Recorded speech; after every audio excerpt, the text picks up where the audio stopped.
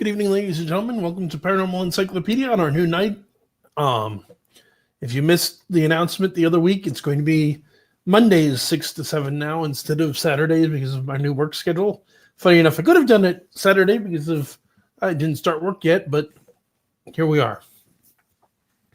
Tonight, am I going to be doing kind of a special show? It's probably not going to be a full hour just because I've had a long day dealing with new job stuff, but just bear with me while I share stuff on social media and then we'll get going.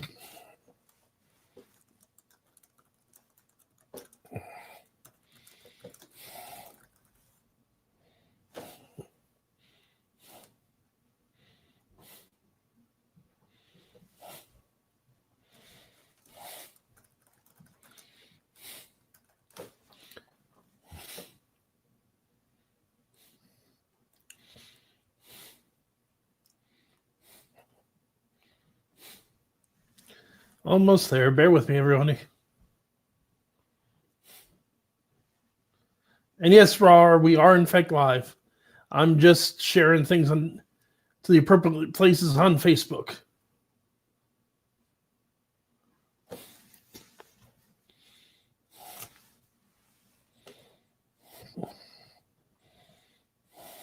Share. One more share and we're good to go. Sorry, I know this is less than exciting, but gotta do it.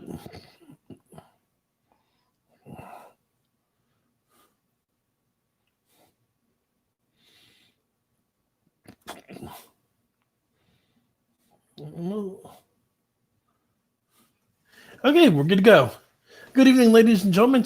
Welcome to tonight's episode of Paranormal Encyclopedia on a very new night and time. I'm your host, Kevin Mears, demonologist, paranormal investigator. My usual co-host, Brian McKinley, is not going to be joining us tonight since he's not quite the fan of the show that I am. So you're just going to be stuck with me for the next probably half hour or so. For those of you who don't know this, like I said, this is our new night. We're going to be doing Monday, 6 to 7 p.m. Eastern Standard Time. Instead of Saturdays, new job, new schedule. It just works easier. It also works well for Brian. The other thing, two other bits of business I want to talk about before I get into tonight's topic is one, we had a bit of a mishap here at the apartment a couple of weeks back, and I put an elbow through a window. Unfortunately, it's put us in a tight financial crunch.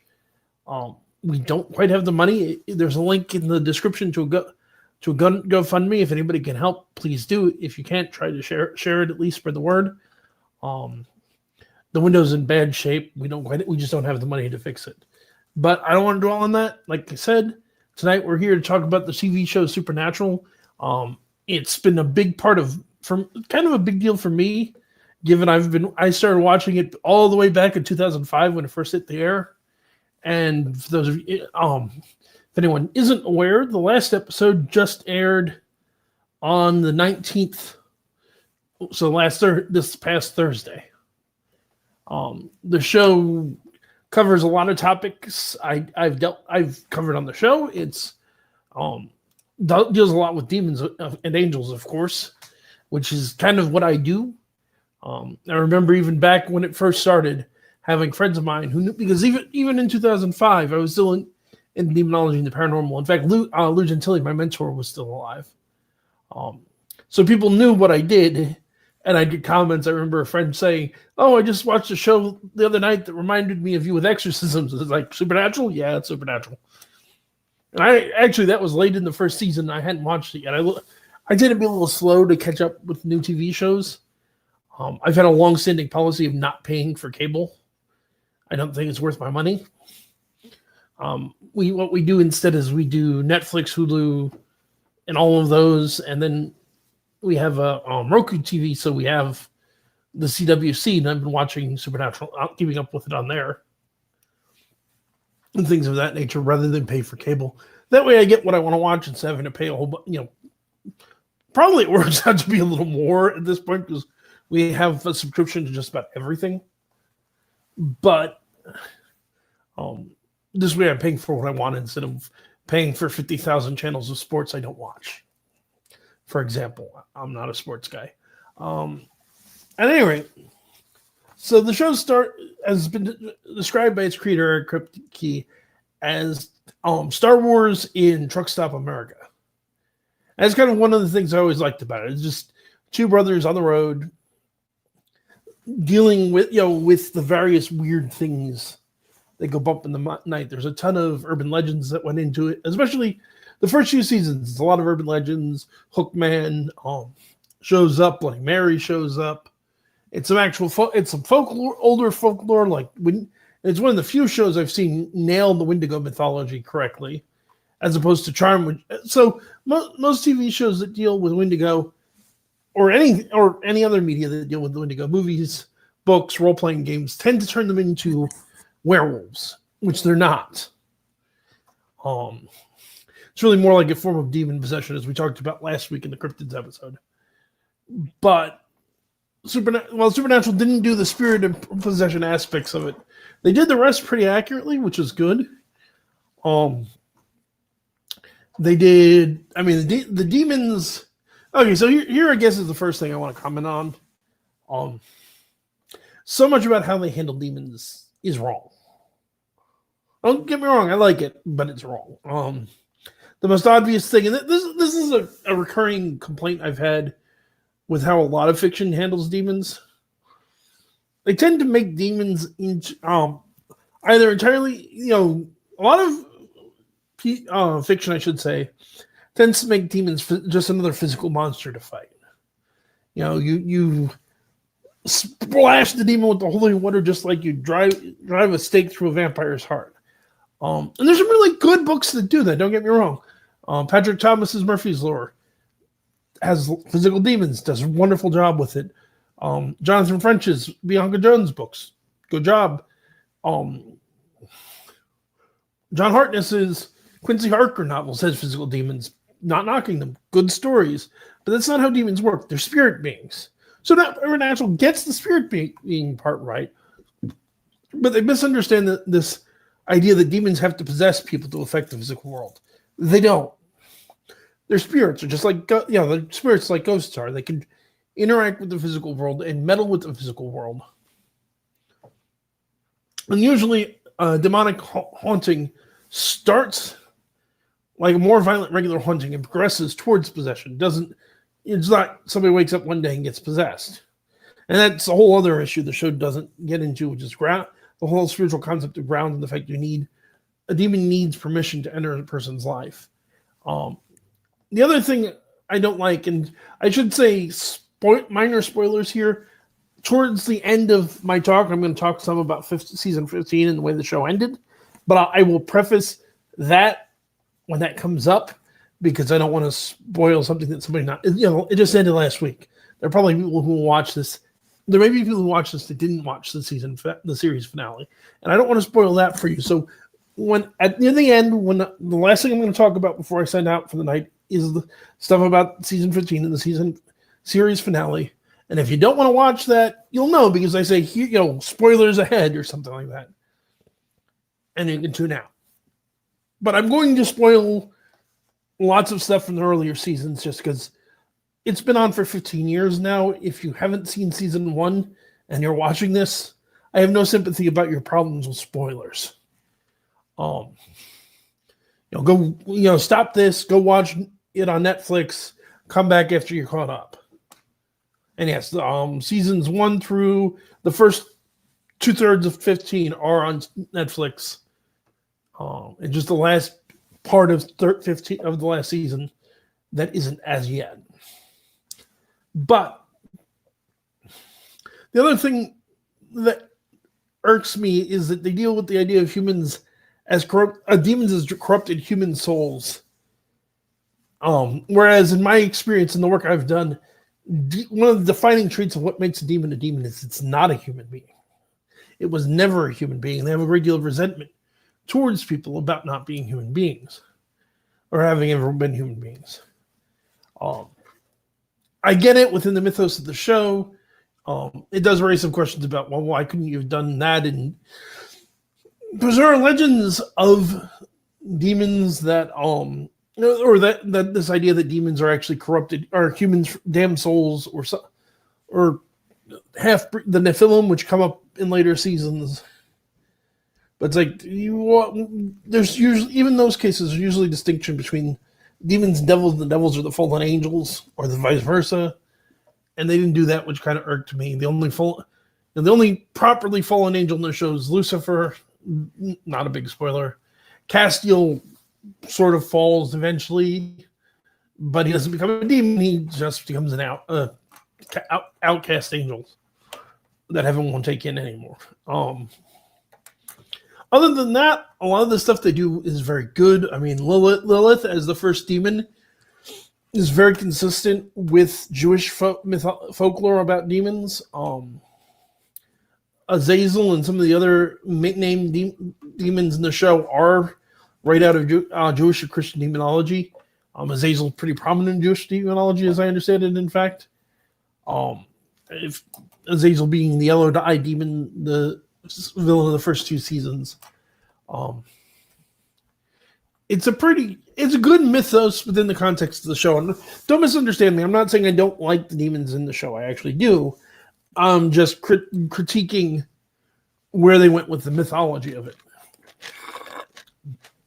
And of course, you have this building idea through the first 3 seasons of this built army from hell that's rising to essentially kickstart the end of the world, with Sam supposed to be the Antichrist, as it were, but he's not. He's only one Antichrist. He's one of many that could take up the title as.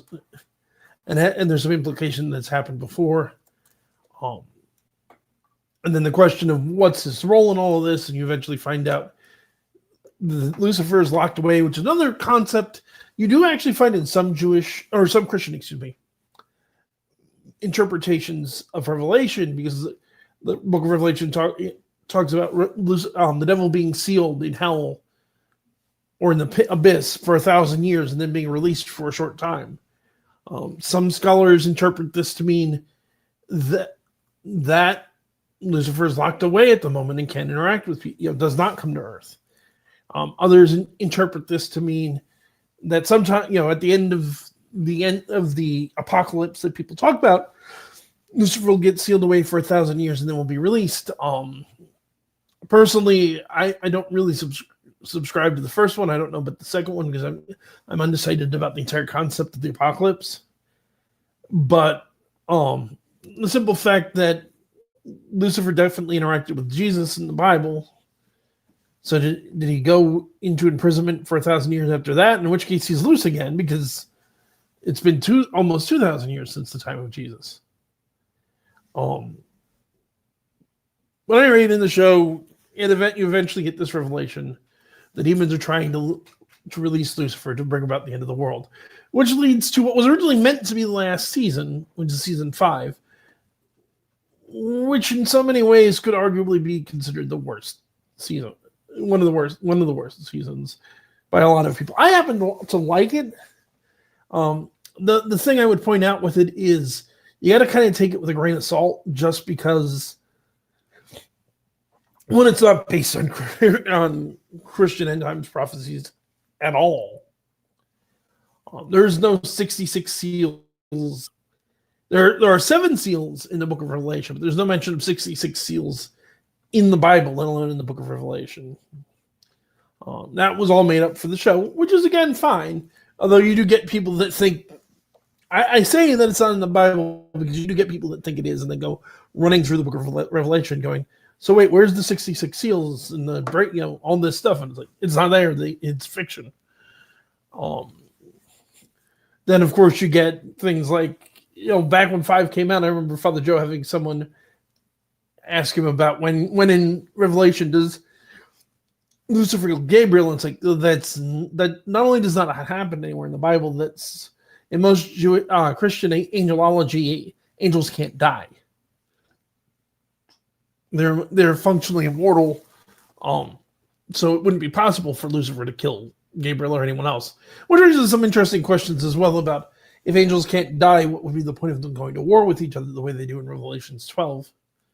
And the answer to that is, that's a very good question. I don't know. Other than the kick that they got thrown out of heaven and into hell. Although why that would involve weapons as opposed to just wrestling, and what the purpose of those weapons is a really interesting question. I mean, the Bible definitely describes, angel at Eden with a flaming sword and things of that nature. And we have an enemy for them to fight, which would be demons and devils and things of that nature. And for that matter, keeping humans out against the Garden Eden. But if, particularly in the context of angels fighting angels or demons, if they're both eternal beings, they can't die. What's the purpose of a sword? You can't kill it. You're not going to kill the thing. I've seen at least one fiction suggest that they go into some sort of limbo state or something like that. And of course, minor spoiler for later seasons, in Supernatural, you have this idea of the empty, in which angels and demons who die go and sleep for all intents and purposes. The other thing you, of course, run into with 5 is the Four Horsemen of the Apocalypse, which the Supernatural takes the usual tact on, which is that the Four Horsemen are war, famine, pestilence, and death. As I've talked about before on the show, pestilence is not actually mentioned anywhere in Scripture as one of the horsemen of the apocalypse at all. War, famine, and death, and pestilence is usually associated with famine or death, are horsemen. But the first horseman is a little questionable in that it's referred to as conquest, which seems to make it related to war, but it's also often interpreted by theologians as being the Antichrist, or even arguably as Jesus, which the only one I could say is I really don't think it's Jesus. But again, the pestilence thing is pretty common. The other aspect you get there that's interesting is they do introduce their version of the Antichrist, a character named Jesse, which is called the Cambion, and is based, and he even referenced in the show a common misunderstanding about the Antichrist, which is the Antichrist. The idea that the Antichrist is the son of Satan. There is certainly an idea that angels and demons can have children in both in the Bible, which is Genesis 6. The first couple chapters or verses of Genesis 6 talks about the sons of God. In folklore, you have figures like the wizard Merlin, who is supposedly the son of the devil. And there are other ones usually called Cambion or a couple of other names. But the Bible never really says that the Antichrist will be. That was largely an invention of the phenomenally good but fictional movie The Omen. Meaning, of course, the original Omen. But the other thing they do with Jesse, the Antichrist in Supernatural, that I really happen to like, is that his power is whatever he believes becomes real.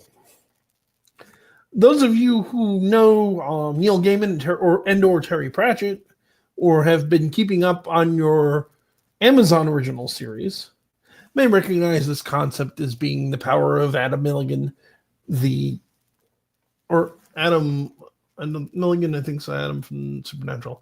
Well, Adam of them from the novel and the Netflix series Good Omens, where it's basically a kid whose is the Antichrist, and his power is belief. It's described at one point in the book that he if the power of your faith can move mountains, and you can measure how strong a person's faith is by the number of mountains they can move with it. Whereas the one character in the books, the witch and professional descendant, Anathema Device, who's in the series as well, is something like 0.2 Everests.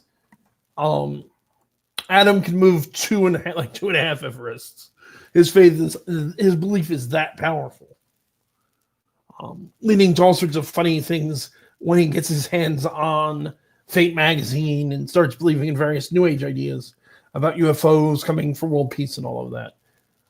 But that's pretty much where they wind up going in that direction. As a fan, again, it's not remotely biblical, or it's definitely an obvious homage to the original novel Good Omens, and being a fan of the novel, I enjoyed that as well.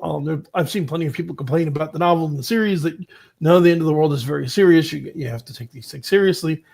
My answer to which is, the Bible says God has a sense of humor. Sometimes Christians really need to lighten up.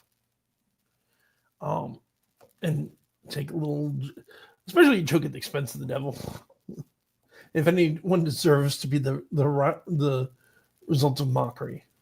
So at the end of season 5, they're kind of left with the main plot resolved. I mean, the whole Sam's destiny, Azazel's great plan. You know, they have saved the world, and now what?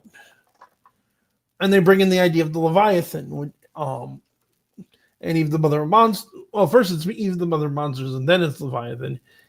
Eve seems basically inspired by the Greek primordial being known as Echidna, who was the mother of many monsters in Greek mythology.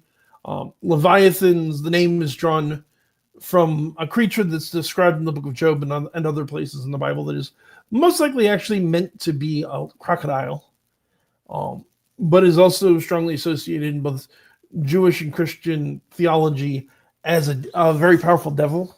So it could be both things. But in this case, they deal with a Jewish concept that God created something before humans, found that thing to be wicked, wiped it out, and started over again and created us. In this case, the Leviathans would be that first creation. Again, I like this particularly because it is something. It's not biblical per se, but it is something that's been held by a number of Jews and even a number of Christians. And it's a little obscure, so it's sort of cool that they brought it in. The one thing I dislike about the later seasons is they get into these more and more epic storylines with the world is ending again. They kind of get away from where it started, which I thought was very good. Of it's two brothers on the road dealing with urban legends, with the stories that we tell around the campfire. A lot of because they go further and further afield. The how do we kill the monster of the week or the monster of the season becomes more fiction and less grounded in folklore. And that's not necessarily a bad thing. I mean, it's fiction. It's entitled to take liberties, but there is the reality of in the very first few seasons, the rule of thumb was always whatever we do needs to be Googleable. It has to be something you can look up online. And they move further and further away from that. And I don't think that's really a good thing. Down the line, you start to see more concepts, and you get off the whole Christian thing. Although you ultimately find out that the Christian God is more or less accurate. Although we never actually see Jesus, which raises his own questions. But we get Chuck, who is again. Spoiler for season 13 on, I want to say, that Chuck, in fact, turns out to be God, not just a prophet. And then you get this concept fairly late that comes in of Amara, which is not Christian, but it does tie into some concepts in Greek mythology, the goddess Nyx, the goddess of night, or more accurately, perhaps, night. Nyx is definitely consciousness and intelligence, but she's older than the gods. It's almost more like she is the night, I think, than she's the goddess of night. And Amara tends to hearken into that. And I've seen Piers Anthony in his Incarnations of Immortality at one point implies that night was the sister of God. So that idea is not entirely original to supernatural. They deal with the Mark of, and I'm jumping around here. I realize that's fine. The Mark of Kane, which is something that people have been fascinated about in fiction for hundreds of years. I mean, it gets mentioned in the epic the epic poem Beowulf, as what the Grendel is. He's a child of Cain.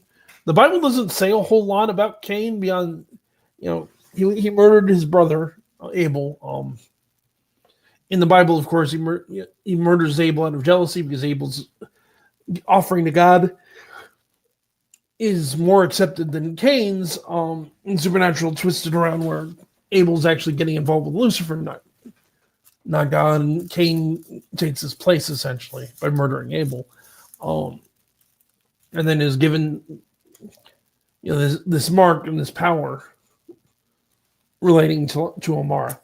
Um, okay, we're coming up on the half-hour mark. I do want to end things soon. Um, so let me go over a few more thoughts about how they handled various creatures through the seasons. Then I'm going to get into the last area of spoilers before I call it a night. I know I've been a little all over the place, but well, if you guys, anyone who's watched me before should know that's pretty normal for me. So the two creatures that show up a lot in the show that I wanted to comment on are vampires and werewolves. Now on the vampire front, there's some things they do very well. I mean, they're not killed by sunlight. Sunlight is not, sunlight is a fatal thing for vampires. Is not part of vampire folklore anywhere in the world. On the other hand, the way that they kill vampires on the show, which is cutting their heads off, is a legitimate part of vampire folklore. Dead Man's Blood is, as far as I know, unique to the show, but it's actually, I think, kind of a cool concept that and it's been done before. And they probably got the idea. Now I think about it from Anne Rice, where they can't drink the blood of the dead. It's a logical spin-off of that, I would think. But they do this whole vampires are arguably living things in the show more than undead. Certainly, they go with the very not inaccurate, but very typical. You get bitten by another vampire, you become a vampire concept, as opposed to the more, in my opinion, more interesting ideas about cutting a deal. Being a sorcerer or committing suicide, or these other ideas that basically turn you into a vampire when you die. Werewolves on the show, and this really, really disappointed me, because especially early werewolves on the show are just your standard movie werewolf. Except it doesn't even change as much as the old movie werewolves. It changes on the full moon, goes around attacking people. You can only kill it with silver. Boom. It's like in folklore, you don't need silver to kill a werewolf. They don't need the full moon to transform, and they're usually not turned into a werewolf by being bitten. I'm not pleased that they went that route. I suppose, the limited transformation, just by virtue of big fancy CGI transformations, probably get a little expensive in a show that goes week to week. Although then again, funny enough, they did an episode about Skinwalkers, and not one of their better ideas, where they're just people. So they actually are people that can actually talk and turn into dogs. And that's another really disappointing point, because Skinwalkers in Native American folklore are terrifying. They can turn into almost anything, including other people. You can never be sure if who you're talking to is one. To just turn that around and make them were-dogs, essentially, it's like, that's it. The shapeshifters they showed earlier in the show, they could, literally turn into everything and anyone, and the only way you could tell that you were looking at one is the flash of yellow in the eyes on film, were more interesting and more disturbing and more Skinwalker-like than the Skinwalkers that show up in the show. Like I said, they did the Windigo pretty well. They did Demon Possession. They did decently. I mean, they made some trips, as I already talked about, but angels on the show, they got a lot right about angels. How powerful they are, that how much strength there's just in their true form or their word. Even if you read the Bible, the descriptions of angels in the Bible are kind of terrifying. They're not these cute, pretty boy winged dudes that we see in artwork. And even the sizes, the Bible describes angels as being huge. They're not usually human-sized. Even for that matter, Castiel is big, the angel of Wednesday in occult circles. So he is an actual angel from folklore, not somebody they just made up. Although, obviously, whether you know it or not, the look of Castiel is based on the comic book character Constantine. As well as, particularly, I think, Keanu Reeves' interpretation, even the black hair, where Constantine... It's ironic, he's based on Constantine, and Constantine in the comic books is based on Sting, the musician in the real world. Well, he looks a little more like Keanu Reeves than Sting, I think. Granted, Misha Collins doesn't quite look like either of them and is a brilliant actor. Um, Crowley, the Demon Crowley, is also an enormous amount of fun. Um, and the whole Crossroads angle they did was very, very well done. Particularly, they tied it into the Robert Johnson myth, which I've talked about on the channel a few times. It's a good, on the whole, final thoughts before I get into spoilers. It's a very good show. If you haven't seen it, I would certainly recommend checking it out. Again, you can find the whole series on Netflix. And I'm just coming up on the end of the general comments I have. So if you haven't seen the series finale, I would suggest signing out here, because now I'm going to go into spoiler territory because I want to rant. I will again, if you're leaving now, I want to say good night. Thanks for joining me. Remember, this is the new day and time of the show, Mondays, 6 to 7. If you can contribute to the fund to get our window repaired, we deeply appreciate it. If you can't, please try to share it. The other thing I wanted to remind everybody, I think I mentioned this last week. I don't remember, so I'm going to mention it again. We don't have a date on this yet, but sometime next month, we will be going and doing, or not next month, January or February, we are going to do a second Wrath of Khan. I've already seen expressed interest from a number of past guests and some people that were part of the original Wrath of Khan, some people that are new. I still have some more people to reach out to. If you're a YouTube creator or an author or anyone else involved in that, please feel free to reach out to me on Facebook. We can see about including, even thinking about expanding it out a little, maybe doing a night of role-playing games, inviting some people, some fans to come on and play a game with me or something of that nature. We're still in the planning stages of all this. I don't know yet, but it should be a lot of fun. If you're not familiar with what Wrath of Khan is, when either now, if you're signing out before I get into spoilers, or afterwards, go look up on YouTube Wrath of Khan. It is, and look for my face. Obviously, it is a 2-day-long convention that I ran back in May here on YouTube. We had John French, Patrick Thomas, Virgo Triad, Lilith Lore, all came on and did performances. I did some magic. My friend Alex Strang did an interactive artist type thing. It was an enormous amount of fun. We really enjoyed it. We're looking forward to bringing it back.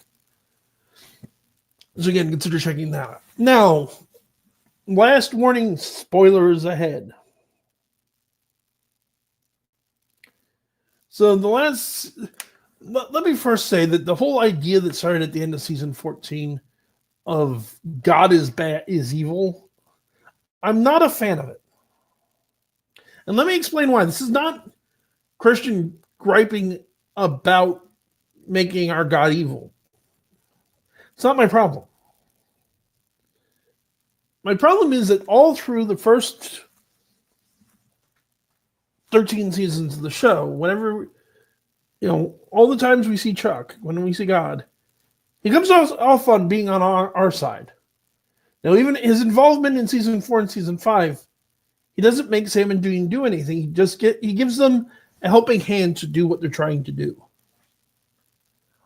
He definitely comes across as on humanity's side, but he doesn't want to get involved because he doesn't want to interfere with humans' free will. He doesn't want to interfere with angelic free will. He wants people to figure it out on their own and make their own decisions. When Amara comes back, we actually see a very caring God who is willing to sacrifice himself for his creation. And then we go from this idea of God in the context of the show to a petty child who's ticked off, who's engaging in fan rage because they changed his favorite TV show, essentially. And I was going to break all his toys and go home. It's not consistent with the portrayal of the character through all of the seasons before that. It's not a bad season. I'm not disrespecting the season. I enjoyed season 15. I enjoyed the route they took with it. I really liked Jack as a character. I thought he was a lot of fun. His arc is very good. And let's be honest, I saw him turning into the new god coming from just about the beginning of season 15. I don't think I'm particularly clever. I'm betting most other viewers saw it coming as well. It was kind of the obvious play. Although I've seen a bunch of theories about the empty was actually God, Chuck was the entity that was the empty and somehow switched places or something like that, which of course isn't the route they went. But again, it just they completely recharacterized the God in a way that did not make sense for the show, to the show's internal logic, in my opinion. Now, the other big thing I want to complain about. So, episode, I want to say 19, because they did a season finale and then a series finale. The season finale ended really well. They beat Chuck. They basically turned him mortal rather than killed him. They drive off into the sun with this beautiful montage of all the past characters from the course of the show. Nice, uplifting music playing, and the episode ends. It was a good point to end the series on. I think if they had stopped right there, they were golden. But I was curious to go, okay, let's see what they come up with for a series finale. And the monster, I actually liked a lot about the monster of the series finale. I don't think it made a good finale monster, given they're just vampires and masks. But the story, the backstory, the presentation, something even about the mask was nice and creepy. It gave this very Home Invader-esque personal level to it that I thought was really good. I think it would have been better as a Monster of the Week episode further earlier on in the season instead of the finale, to be honest. And then there's the other thing. I get killing Dean. I get letting Sam ride off into the sunset, crawled and die. But how they killed him was just so stupid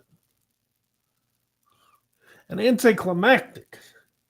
I mean, it's dumb luck. I mean, they could have had one of the vampires deliberately rip his head off or kill him. They could have had Chuck kill him in the final battle. They could have killed the character off in any other way, given a little more gravitas to the scene, and made a better finale out of it. I mean, again, the final run of getting to see Sam live out his life, having a son, slowly passing away, and then both together in heaven, all interspersed with Dean driving baby around heaven. Getting to see that heaven's changed and is no longer just this reflection of your best memories. It's more traditional heaven where your loved ones are all around. You can go visit people. You can go hang out. I loved that. That was great. Getting to having Bobby come back to meet him. Good. All good. The final moment of the two of them on the bridge, home, together. Good storytelling. Good. What the show was good at. But that death just...